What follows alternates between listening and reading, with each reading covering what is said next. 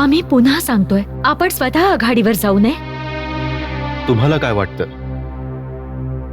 आम्ही सिखांना घाबरतो? नाही मेरे सरताज, आम्ही सिखनींच्या बद्दुआंना घाबरतो. जे बद्दुआंना घाबरतात ते हुकूमत नाही करू शकत.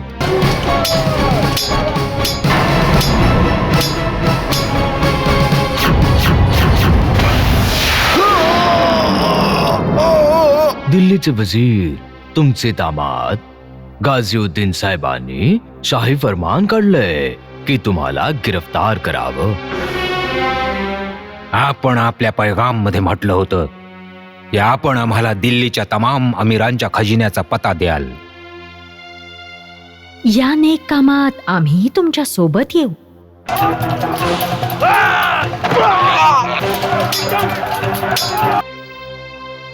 शाहे अफगाणिस्तान, आम्हाला कळू शकेल आमचा कसूर काय? मोघलानी बेगम ज्या आपल्या लोकांची नाही झाली ती परकीयांशी कशी होईल? जी आपल्याच वतनाशी गद्दारी करू शकते ती एका परदेशीशी वफादार कशी राहील? आमच्याकडून तुझ्यासाठी इतकंच इनाम काफी आहे की आम्ही तुला जिवंत सोडत आहोत.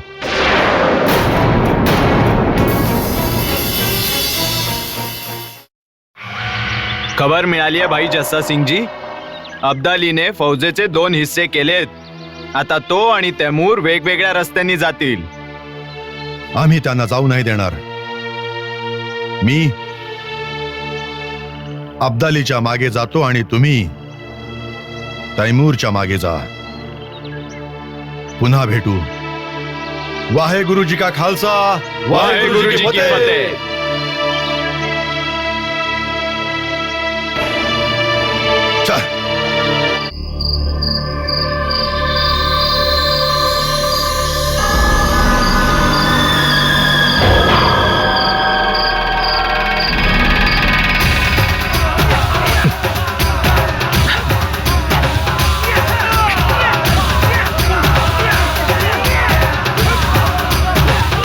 काय चाललंय हे?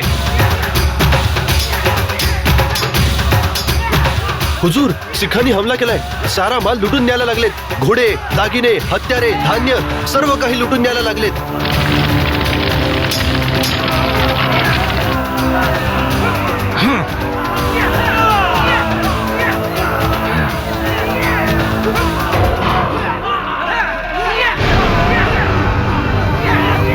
थांबा.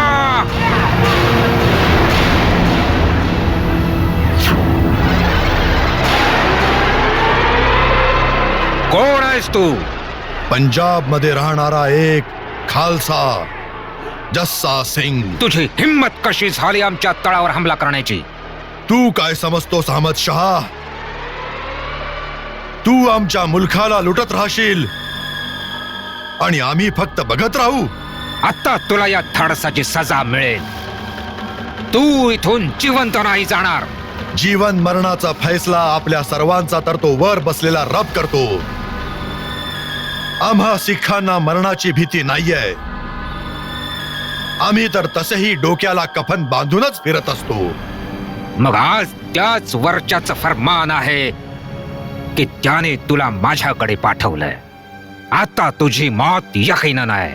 चल तर मग बघूया आज आपल्या दोघांपैकी कोणाची मौत लिहिली आहे.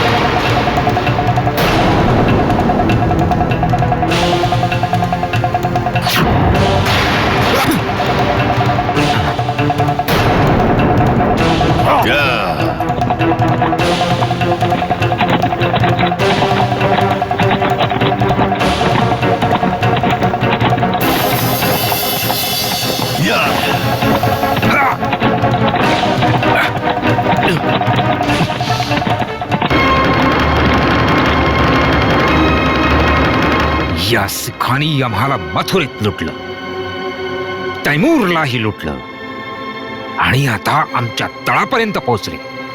या सिखांना याची मोठी किंमत चुकावी लागेल. हा,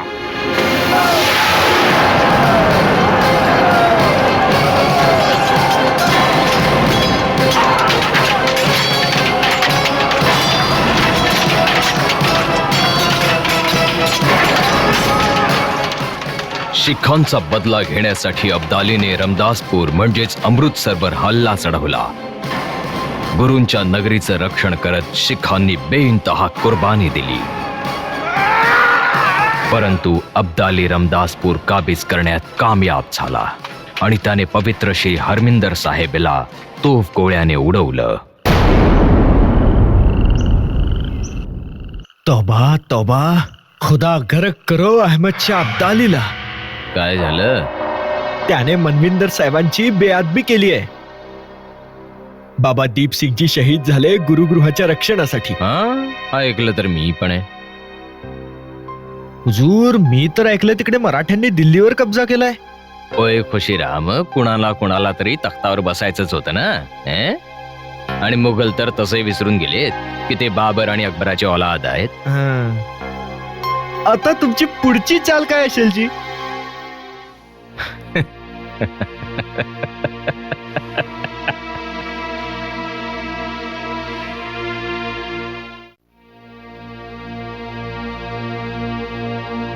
मला माहितीये की मी माफीच्या काबिल नाहीये, पण तुम्हा शिखांची जी मनं खूप मोठी असतात. तुम्ही म्हणत असाल तर मी अब्दालीचा बदला घ्यायला तुमची मदत करू शकतो. हा, कमीना बेग खान,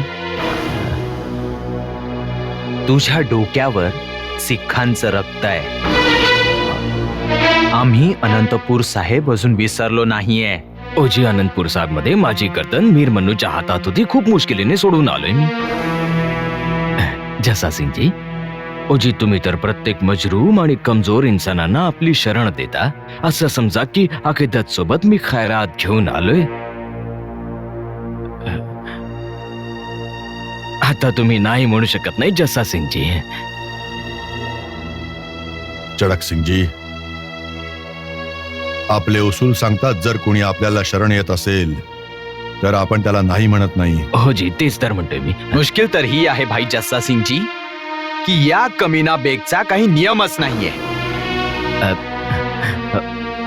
उसूल का नाही जी? तुम्हाला दिसत नाहीत माझे उसूल? रामगडियाजी, तुम्ही तर लहानपणापासून ओळखता मला, तुम्ही समजावा नाही यांना. अहोजी, बातमी तर अशी आहे की अफगाणांची एक तुकडी होशियारपूर जवळ डेरा टाकून बसलीये.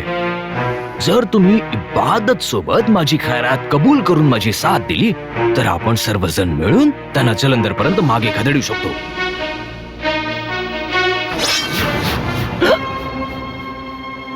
अदिना बेग, जर तुझी खबर खोटी निघाली तर यावेळी अफगाणाआधी तुझी मान कापू आम्ही, लक्षात ठेव. ओजी, माझ्या गर्दनचं काय? माझी गर्दन तर तशी तुम्हा सर्वांच्या दयेवरच आहे हमेशाची. तुम्ही मनात आणलं तर हिला आताही उडू शकता. हे घ्या जी. रामगडियाजी, तुमचा काय सल्ला आहे? माझ्या मतानुसार हा यावेळी खरं बोलतोय.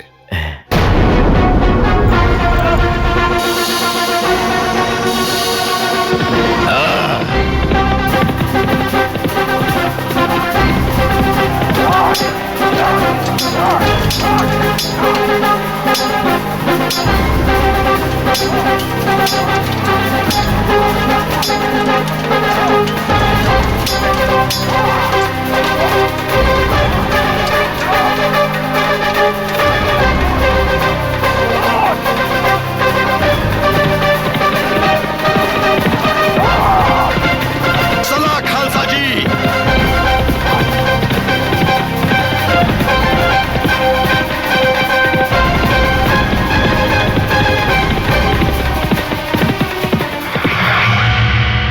होय, पळाले.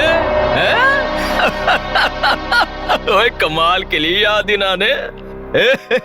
आता जलंधर पर्यंत खदेडत गेले. होय दिना, अरे यकीन नाही हो तू काय करतोस याच.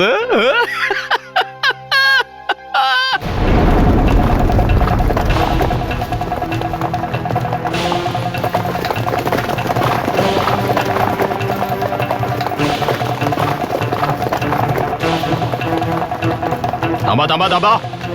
होय, कोण आहात तुम्ही? असे आत नाही जाऊ शकत. सरदार चडक सिंगला संदेश द्या की ज्या माणसाने अब्दालीच्या तळाची गुप्त माहिती त्याला दिली होती तो त्याला भेटू इच्छित आहे.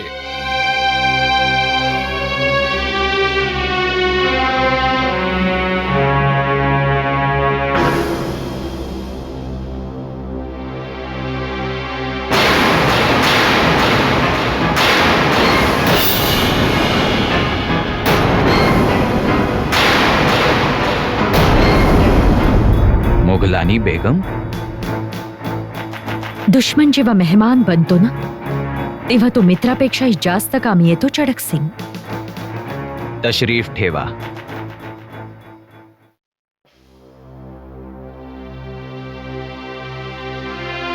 तुम्ही स्वतःच अब्दालीला खबर दिली आणि तुम्ही स्वतःच त्याची खबर आमच्यापर्यंत पोहोचवली. हे आमच्या काही लक्षात नाही आलं. ती एक सियासतची गरज होती आणि ही सुद्धा एक सियासतचीच गरज आहे. मी कोणी सियासतदान नाही मुघलानी बेगम. मी फक्त गुरुचा सीख आहे. आमचं युद्ध कुठल्या तख्त आणि ताजसाठी नाहीये. आमची लढाई आहे हक्कासाठी, न्यायासाठी, जुल्म थांबवण्यासाठी. मग तो जुलूम कुणी आमच्या मुलखातले लोक करत असो किंवा मग गैर मुलखातले लुटारू.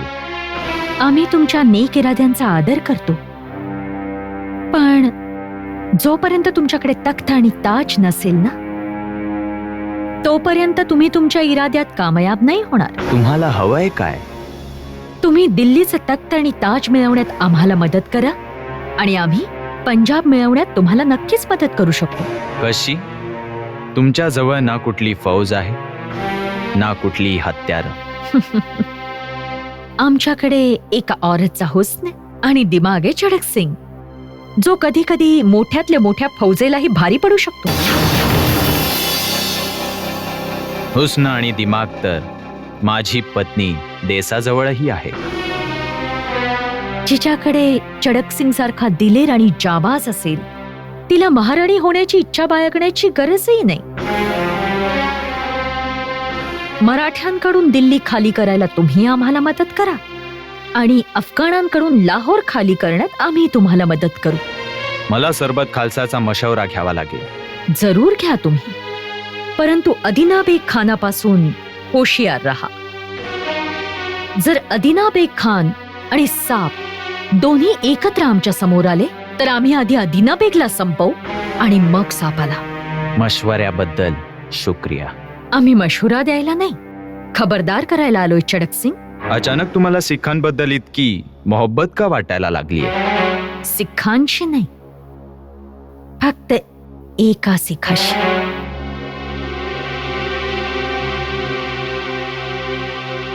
तुमची दिलेरी आणि आमचा दिमाग जर दोन्ही एकत्र आलं तर दिल्लीच काय, हिंदुस्थानही आमच्या मनसुब्यांसमोर छोटा पडेल. तुम्ही गलत ठिकाणी आला आहात मुघलानी बेगम.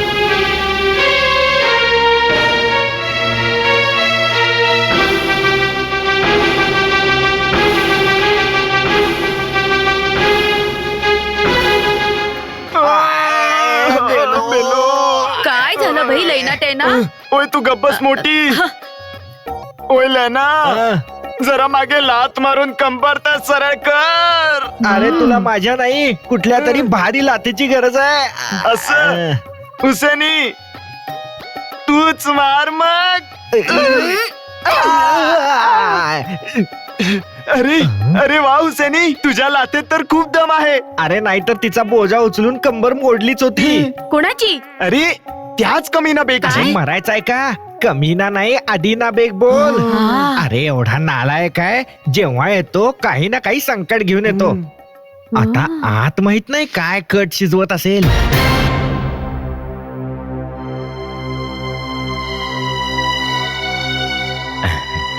हे जी या 1001 अशरफिया आमच्याकडून गुरु ग्रंथ साहेबांच्या सेवेत,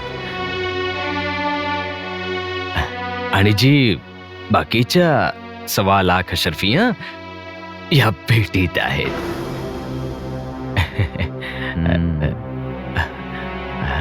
आणि जी माझ्याकडून खराज. अजून काही सेवा असेल तर सांगा. हुजूर, आता तर तुम्ही खूप खुश असाल, कारण सिख तुमचे मित्र बनलेत आणि तुम्हाला तुमचं होशियारपूर पण मिळालंय.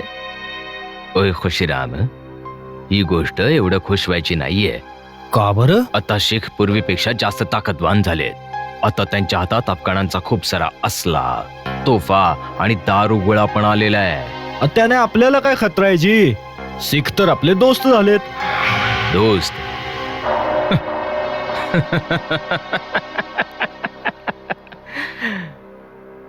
हा, दिना खूप कमी नाही, कुणाचा दोस्त नाहीये.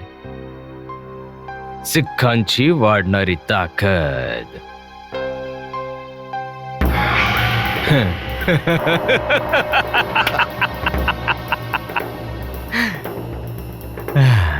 ओय, आता दिल्लीवर मराठ्यांचा कब्जा आहे. असं करतो, त्यांची निगा आता लाहोरकडे वळवतो मी. तू माझा एक पैगाम घेऊन मराठ्यांचे सरदार रघुनाथरावकडे जा. मग मग मग मग हे बघा रघुनाथरावजी, माझी तुम्हाला अशी विनंती आहे की आदिना बेगची पेशकश फक्त खारिज करण्याआधी तुम्ही पुन्हा एकदा विचार करावा. लाहोरवर हल्ला करून आम्हाला काय मिळेल? अहो, आदिना बेग साहेबांचं म्हणणं आहे की सिख दिवसेंदिवस बलवान होत चाललेत. आज नाही तर उद्या लाहोरवर त्यांचा कब्जा असेल, आणि त्यांनी लाहोरवर कब्जा केला तर मग दिल्ली त्यांच्यासाठी दूर नाही राहणार. खुशीरामजी, मी शिखांना शत्रू बनवण्याऐवजी आपलं मित्र बनवणं पसंत करेन. हेही ठीक आहे जी, पण एक वेळ सिखांना तुमच्या ताकदीचा अंदाज येऊ दे बस.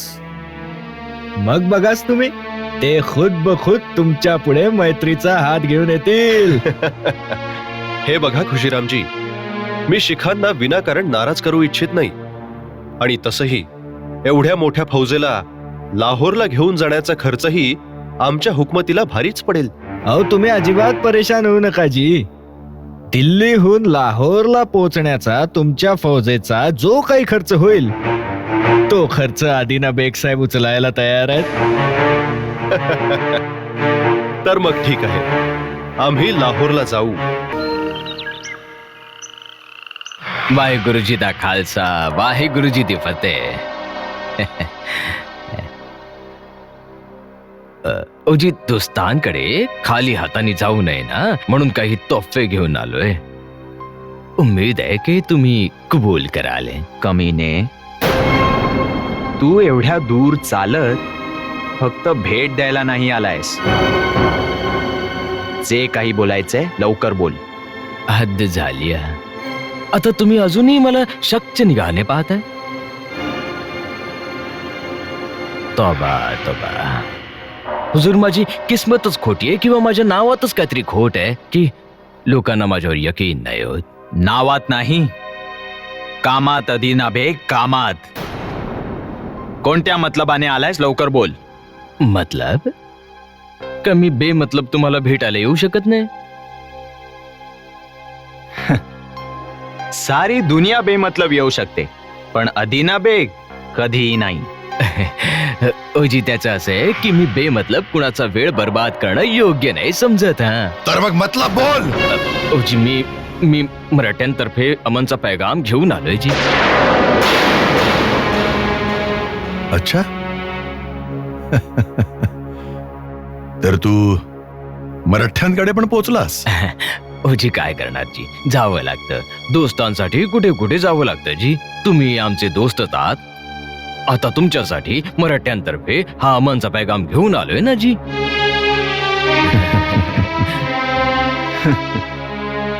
अमनचा पैगाम? जर मराठ्यांच्या आणि आमच्यामध्ये कसलं शत्रुत्वच नाहीये तर हा अमनचा पैगाम कशासाठी? ओजी, आता नाही, पण होऊ तर शकते ना. न सियासत मध्ये काही होऊ शकतं. थोडीफार सियासत तर आम्हालाही कळते आदिना बेग. सियासतीत कुणाच्या काही करण्यानेच काही होतं, असंच काही होत नाही. तर सवाल असा आहे की आमच्यात आणि मराठ्यात जर काही घडलं तर ते कोण करू शकतं? तो कोण असू शकतो ज्याला आमच्यात आणि मराठ्यात झालेल्या दुफळीने फायदा होईल? माशाल्लाह, जसा सिंगजी, माशाल्लाह. ओजी, तुम्ही तर सियासतदानांसारखंच बोलायला लागलात. खालसाजी, काय झालं हिम्मत सिंग? खबर मिळाली आहे की मराठ्यांच्या फौजा लाहोरच्या दिशेनेच येत आहेत.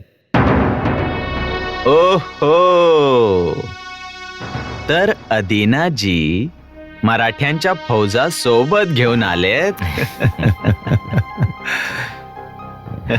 आदिनाजी, एक गोष्ट तर सांगा, या मराठ्यांना आमच्याकडून हवं तरी काय? ओजी, त्यांनाही तेच हवंय जे तुम्हाला हवंय. काय? ओजी, तेही तुमच्याप्रमाणेच अफगाण्यांकडून या मुलखाला आजाद करू पाहत आहेत.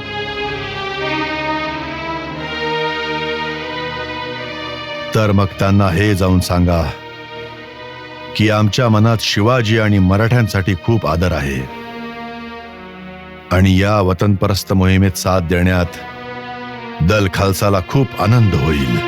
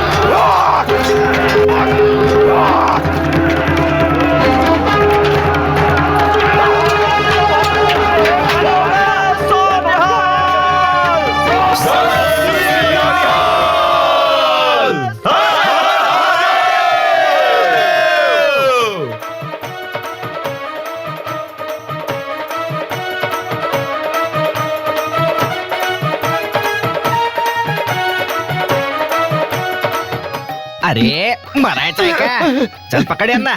चल चला. चल चल. आता कळेल तुम्हाला.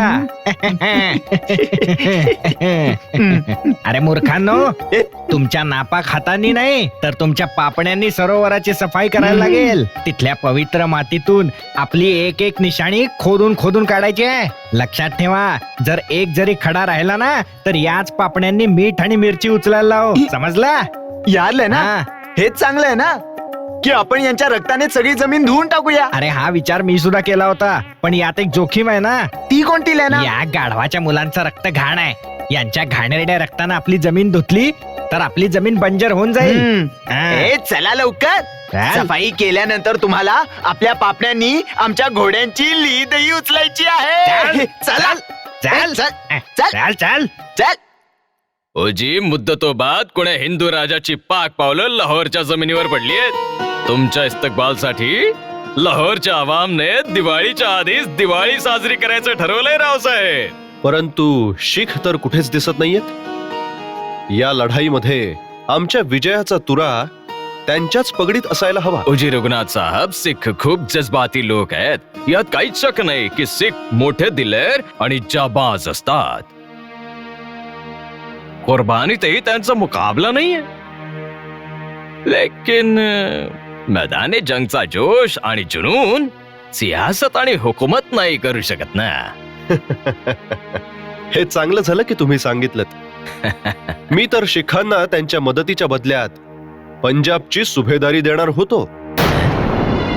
पंजाबची सुभेदारी? ओजी, पंजाबची सुभेदारी तर तुम्हाला कुणा अशा बंद्याला द्यायला हवी ज्याच्यात सियासतच्या तमाम परेशानी झेलण्याचा माद्दा आणि तजुर्बा दोन्ही असायला हवेत. अनुभव तर तुम्हालाही खूप आहे आदिना बेग. तुम्हाला अडचण नसेल तर मी तुम्हाला लाहोरची सुभेदारी देऊ इच्छितो. ओजी, तुमची ख्वाहिश आमच्यासाठी हुक्कम आहे जी. आणि सियासत आणि हुकूमत तर रावसाहेब मला गुट्टीमध्येच मिळाली आहे. परंतु त्यासाठी तुम्हाला आम्हा मराठ्यांना 75 लाख रुपये मालियाच्या रूपाने अदा करावे लागतील. 75 लाख रुपये? ओ रावसाहेब, न लाहोर आणि सरहिंद जिंकून तर तुम्ही करोडो रुपयांची आमदनी मिळवली आहे. 75 लाख रुपये. विचार करा, तसही सुभेदारीचे खरे मानकरी तर शीख आहेत. तुम्ही तर कधी तलवारही नाही उचलली आहे. ओजी, तुमच्या दूरदृष्टी आणि दानिशमंदी पुढे अदिना बेग खान तर अदनाच आहे जी. मला तुमची शर्त मंजूर आहे जी. बा खुदा, सिखांनी आणि मराठ्यांनी आमच्या फर्जतला हरवून चांगलं नाही केलं. त्यांनी आमच्या जलालला आव्हान दिलंय. तैमूर, आमच्या जानशीन, अफगाणांच्या शरीरातून वाहिलेल्या रक्ताच्या एका एका थेंबाची कसम. आम्ही हिंदुस्थान मध्ये 100 प्रेतांचा खर्च पाडू. यावेळी जेव्हा आम्ही हिंदुस्थान मध्ये जाऊ तेव्हा सिखांना आणि मराठ्यांना अशी शिकस्त देऊ की इतिहास विसरू शकणार नाही. पंजाब मध्ये यावेळी फक्त 3च शक्ती काम करताहेत. मुघल, अफगाण आणि मराठे. मराठे तर दिल्लीला परत गेले. अफगाणी घरी जाऊन आपल्या जखमांवर मलम लावत असतील.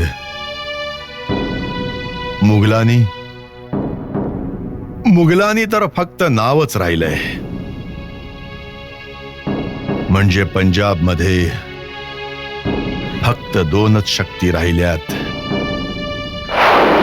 आपण सिख आणि दुसरा तो कमीना बेग खान. ओय शाबास, शेती करा. खान साहेब, लाहोरचे सुभेदार असून तुम्ही जंगल तोडत बसलाय. हे काम तर तुमचा प्यादाही करू शकत होता. ओय खुशीराम, हे जंगल जे आहे ना, हे शिखांचा सर्वात भरोसेमंद दोस्त आहे. हे शिख हमला करून या जंगलात लपून बसतात. ही झाडही त्यांच्याशीच वफादारी करतात. इतके खामोश उभे राहतात की पान सुद्धा हलत नाही. मी हे जंगल नाही कापत आहे, मी शिखांच्या लपण्याच्या जागेला मुळापासून उपटून टाकतोय. वा जीवा, मग आता तुमचा पुढचा इरादा काय आहे? ओय, सिखांचा किल्ला राम रॉनीवर हल्ला करण्याचा इरादा आहे माझा. वा, कमाल आहे जी. अदिना बेगने राम रॉनीला घेराव घातलाय. कित्येक वेळा आपण त्याच्याकडून धोका पत्करलाय, परंतु यावेळी आपण त्याला असा धडा शिकवू आहे गुरुजी दिसो की तो पुन्हा अशी चूक करण्याची हिंमतच करणार नाही. तरीही आपण कोणतंही पाऊल घाईघाईत उचलता कामा नये. आमचे काही जथ्थे राम रौनीच्या मदतीला जातील आणि बाकीचे हुकुमाची वाट पाहतील. आणि जर त्या अदिना बेगच्या मदतीला कुणी आलं तर त्याच्याशी 2 हात करण्याची तयारी हवी. ओय खुशीराम, ओय ओय, यकीन नाही होत की मी लाहोरच्या किल्ल्याच्या बुर्जावर बसून शराब पितोय. सुभेदार साहेब, इथे बसून शराब नाही प्याला तर बरं होईल. ओय, आणि कुठे बसून पिणार मग? ये तैमूर पळून गेला, मराठे पण निघून गेले. मी लाहोरचा सुभेदार आहे. मी सिखांचा रामरोनी माझ्या रहमो करमवर आहे. ओय, आता मी जिथे आहे तिथून दिल्लीचं तख्तही खूप दूर नाही वाटत मला. यकीन नाही होत, सब्जी विकणारा कुठून कुठे पोहोचलाय. सुभेदार साहेब, मी तुम्हाला आणखी शराब नाही पिऊ देणार. आता तू मला रोखणारा कोण आहेस रे? मी लाहोरचा कोतवाल. तुला लाहोरचा कोतवाल मी बनवलंय? जा, मी तुला बरखास्त करतो. जा, करून टाका, पण मी तुम्हाला अजून शराब नाही पिऊ देणार. होय? ओ सिपाह्यांनो, अदब. होय, या कमबखत कोतवालाला गिरफ्तार करा. हा लाहोरच्या सुभेदाराला शराब पिण्यापासून अडवतोय. गिरफ्तार करा. नाही नाही, मी तर तुम्हाला चुकीचं काम करण्यापासून अडवत होतो सुभेदार साहेब. मी तर तुम्हाला चुकीचं काम करण्यापासून अडवत होतो. सल्तनते हिंदुस्तान, अदीना बेग के सेहत के नाम.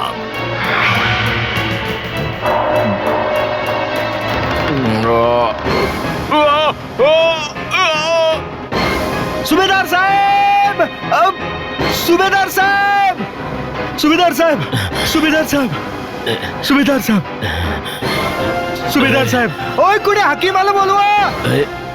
ओरडायची गरज नाही. तुम्हाला काही नाही होणार सुभेदार साहेब, तुम्हाला काही नाही होणार. ओय नाही खुशीराम, सियासत ती बिमारी आहे ज्यातून कुणीच ठीक नाही होऊ शकत. आणि आज मला दिसतंय की दिल्ली नेहमीच दूर आहे. आदमी भले कितीही धावला आणि कितीही फतेह मिळवली, ओय मिळणार तर असते त्याला फक्त 2 गज जमीनच. ओय, पण दिल्लीची तमन्ना तर दिलामध्येच राहिली.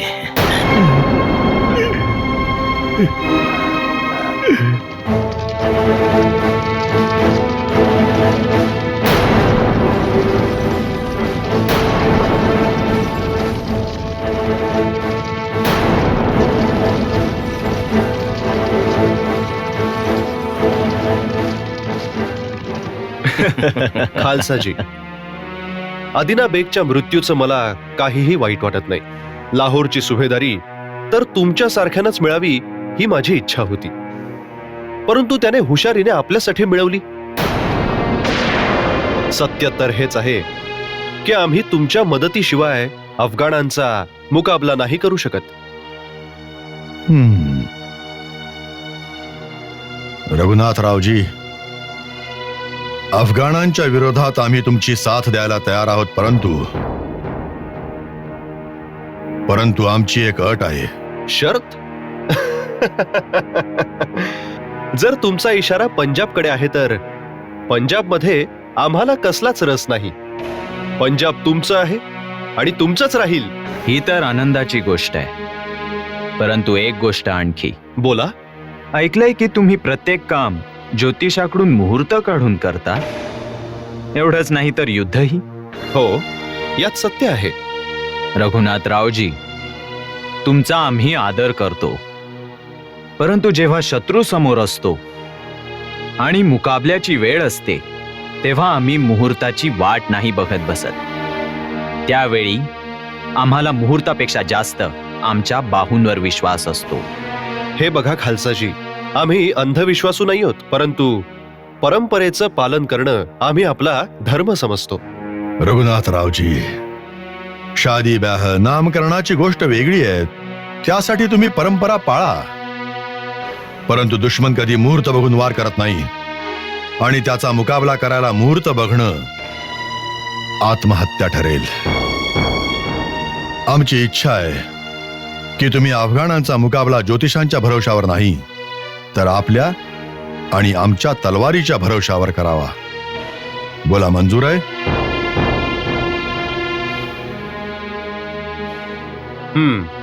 मंजूर आहे.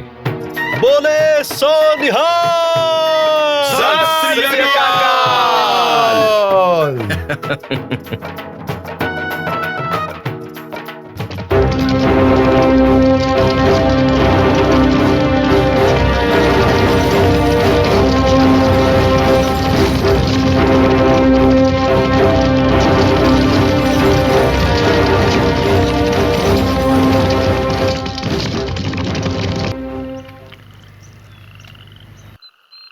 रघुनाथरावजी, अब्दालीची ग्रहदशा अगदी उत्तम आहे. यावेळी जर आपण अब्दालीचा मुकाबला केला तर आपली हार निश्चित आहे. मग आम्ही शिखांना काय उत्तर द्यावं? रघुनाथरावजी, शीख हे कधीच मान्य करणार नाहीत. त्यांना ज्योतिषापेक्षा जास्त आपल्या तलवारीवर विश्वास आहे. माझा तर तुम्हाला हा सल्ला आहे की अब्दाली येण्याआधी आपण लाहोर खाली करायला हवं. परंतु इतिहास काय म्हणेल सवाजी? इतिहास हे म्हणेल की मराठा सेनापती साबाजी अब्दालीच्या भीतीने लाहोरला त्याच्या भाग्यावर सोडून पळून गेला, आणि मी आपल्या लाखो सैनिकांचे प्राण वाचवायला रणछोड बनायला तयार आहे. आम्ही नेहमीच आपल्या राज ज्योतिषीच्या सांगण्यावर विश्वास ठेवत आलोय आणि जिंकत आलोय. आणि यावेळी जर तुम्ही या गोष्टीचा स्वीकार नाही केला तर या लाखो सैनिकांची हत्या तुमच्या डोक्यावर असेल. काय विचार करताय रघुनाथरावजी? जोपर्यंत आपल्या लाहोर मधून जाण्याची खबर शिखांपर्यंत पोहोचेल आपण दिल्लीत पोहोचलेले असू. साबाजी बरोबर बोलतायत रघुनाथरावजी. आधी आपण स्वतःचा जीव वाचवायला हवा, मग लाहोरचा. यातच सर्वांचं भलं आहे. परंतु हा पळपुटेपणा आहे आणि मराठे पळपुटे नाहीत. हा पळपुटेपणा नाही, समजूतदारी आहे रघुनाथरावजी. ठीक आहे, तर मग आपण लाहोर खाली करायला हवं, परंतु अब्दालीला तिथे खेचून आणायला हवं, जिथून मजबूतीने आपण त्याचा मुकाबला करू शकू.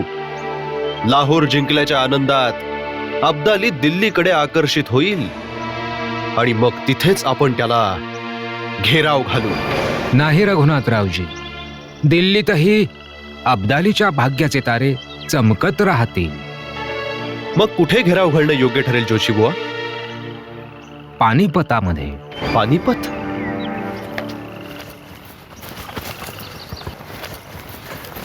मला कळत नाहीये, हे मराठे लाहोर सोडून निघून का गेले? त्यांचं कारण काहीही असो, सवाल असा आहे की आपण काय करायला हवं. मुकाबला आणि काय? नाही रामगडियाजी, यावेळी अब्दालीशी एकट्याने लढणं आपल्यासाठी आत्महत्या ठरेल. आत्महत्या. तर मग यावेळी आपल्याला अब्दालीला रस्ता द्यायला हवा. समोरासमोरील लढाईत आपण मराठ्यांशिवाय त्यांच्या समोर टिकू शकणार नाही. मला तर वाटतं यावेळी अफगाण आणि मराठ्यांमध्ये आरपारचा फैसला होणार आहे.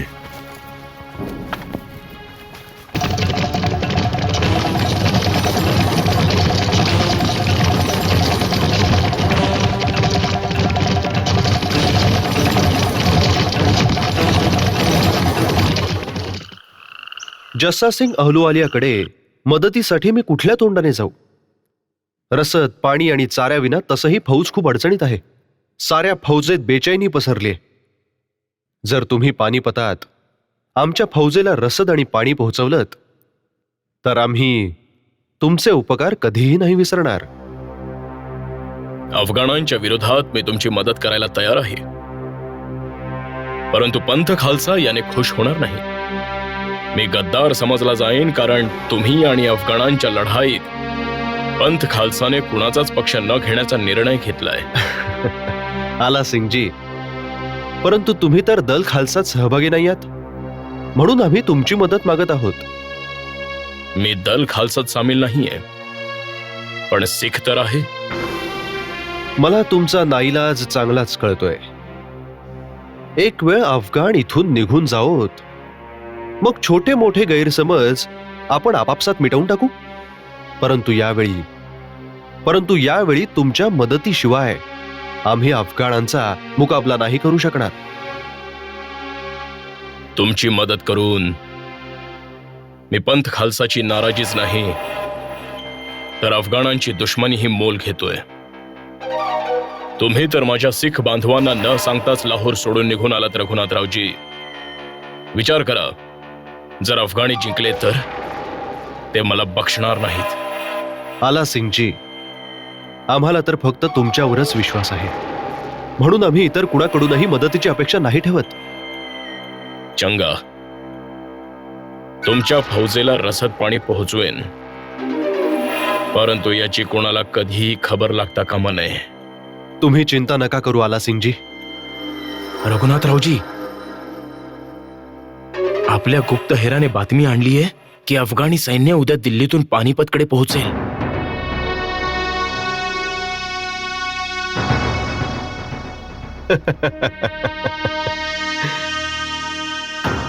आणि आमच्या राजज्योतिषांचं म्हणणं आहे की 3 दिवसांपर्यंत युद्धाचा कोणताच मुहूर्त नाही. आणि अफगाणांकडे तर कुणी ज्योतिषही नाही. ते कधीही शीख योग्यच बोलत होते. माणसाला नेहमी आपल्या तलवारीवर विश्वास ठेवायला हवा. आला सिंगजी, वेळ खूप कमी आहे. रसद लवकर पोहोचायला हवी. असंच होईल. तोफा